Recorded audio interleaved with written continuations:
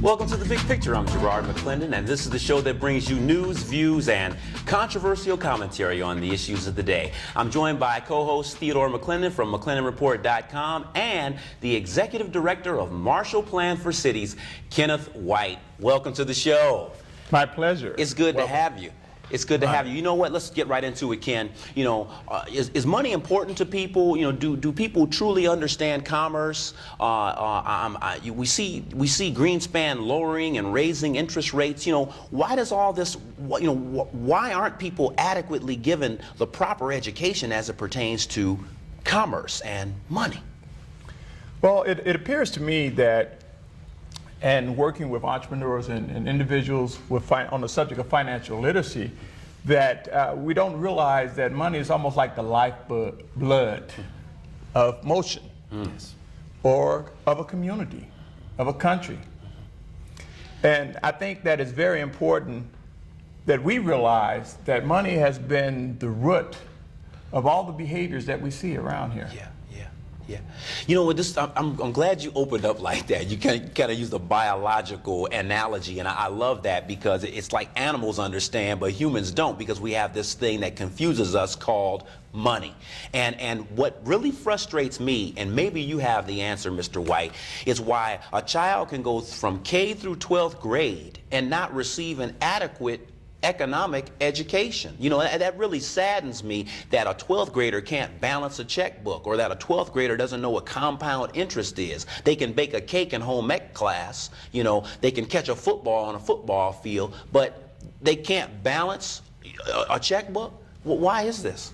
Well, over the years, as a result of education, experience, and insight, I found that we tend to respond as a result of what I call embryonic economic conditioning. Yes. Let's take a look at this for a minute.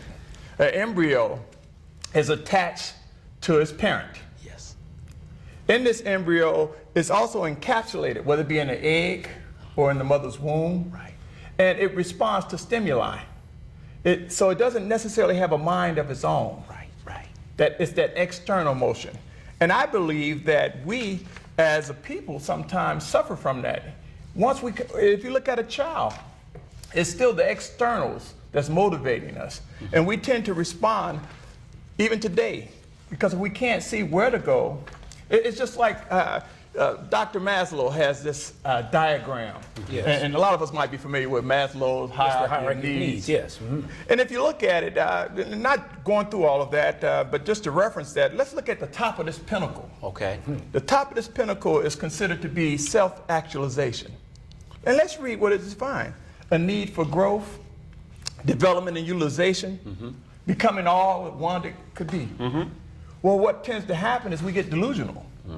We sometimes think we've reached that pinnacle. And as a result of that, it impedes our progress. It impedes our growth. We're still trapped in this embryonic economic conditioning status. Okay, let's bump right in. I'm going to interrupt you here because see, you really get into the big picture moment early here, because we're delusional. Just because we make decent money, have a decent house and a decent car, that doesn't necessarily mean that we're quote unquote middle class, right? That's and correct. in fact, middle class is probably a misnomer, because people that are lower class and people that are middle class still have to work. That is absolutely correct. You know, so it seems as if we've been getting, all of us have been given bad information when it comes to, you know, what it means to be financially, well off. Okay.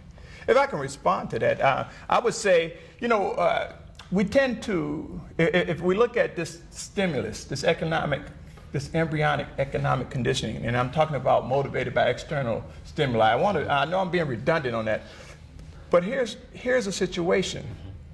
If we conclude that we've been given bad information, and not to be controversial to you, we rest with that. And what it tends to do is it forms cliques.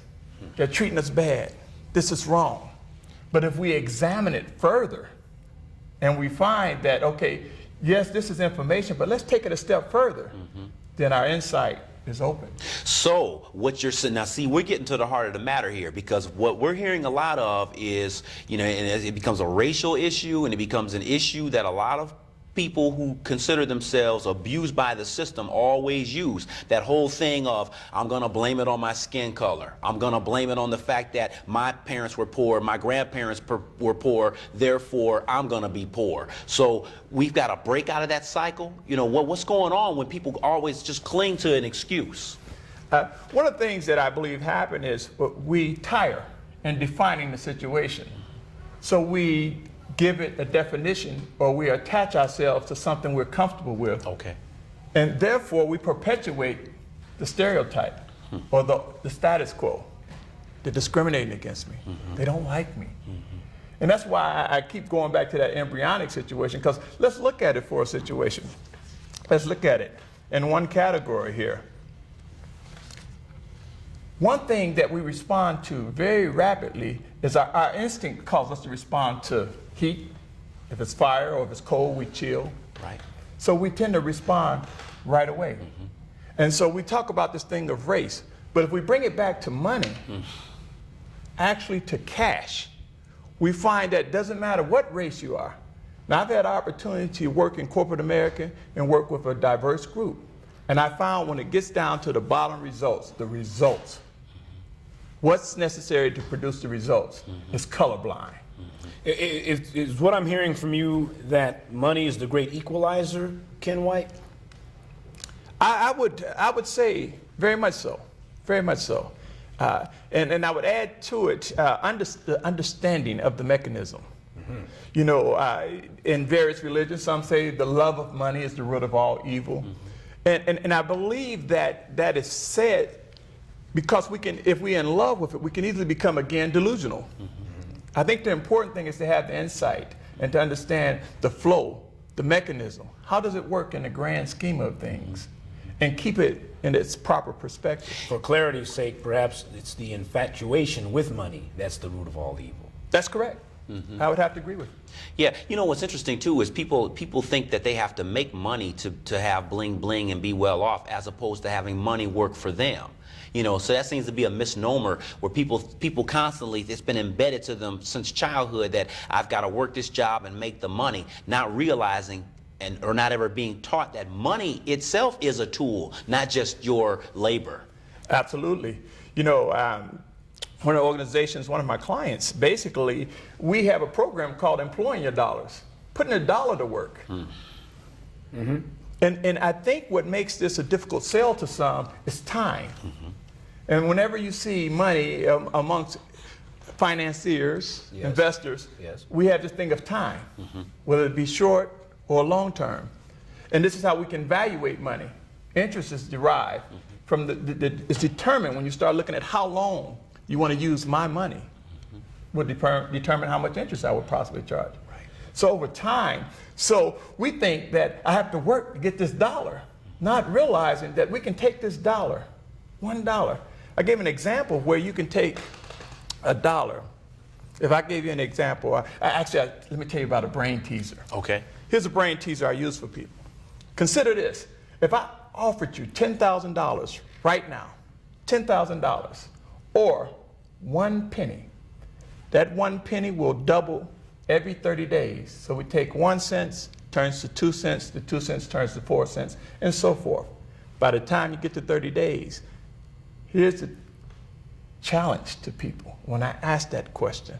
And they say, well, I want the $10,000 or the $5,000. Give me the 10,000, Ken. I want it now. Right. You know? And then when you look at it, and so I challenge anyone, take a calendar and do the 2 cents, the 4 cents, the 8, the 16. By the time you get to the 30th day, you would realize over $10 million.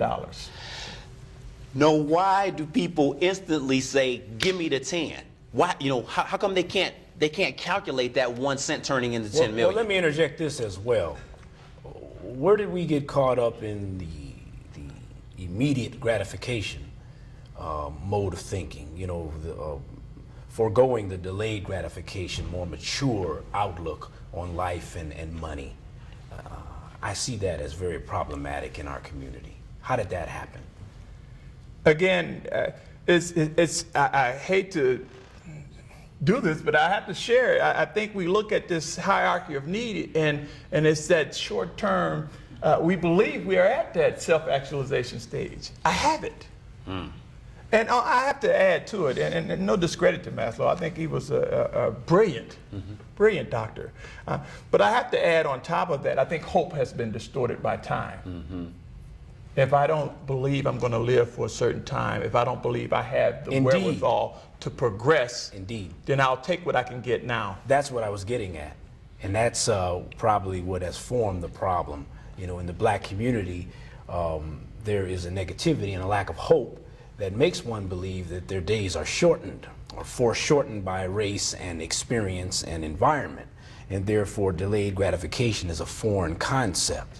And so you as an economist, I'm sure that you're really battling that with the people that you speak with and the seminars that you run. But it's a very real problem in the black community, the problem with delayed gratification. How do we turn this around? How do we turn it around? Even if I think I'm going to die at 45 years old, I still have to take care of children. I still have to take care of a spouse. I mean, even though I may be rolling in an Escalade today and have a decent house or whatever, that doesn't give me the selfish right to say, I'm going to check out anyway, therefore I'm going to get all I can now. And we don't, where do we turn this mindset around? Because once again, and you know, some people label me as like this flip-flop Democratic Republican. They can say whatever they want, but it's too many black people making excuses for we live shorter and we don't have the knowledge, but it's people like you that's bringing the knowledge. So how do we get this knowledge to people who need to realize what compound interest is, who need to realize what a mutual fund is? How do we get people to that level? It's interesting you should ask that. You hear people quote from the Bible, where there's no vision, the people perish. So we have to look at what would motivate vision. What would fuel vision? And from my experience, I think the things that fuel vision is education, experience, insight, and the ability to make a contribution as a result of what you've acquired from that. So in other words, we really have to break the walls down. Or we need to see that even though there are four walls, there's a doorway. Yes. There's a window. Yes. It may be a crack in the wall, but there is an element or a venue where you can go beyond the four walls.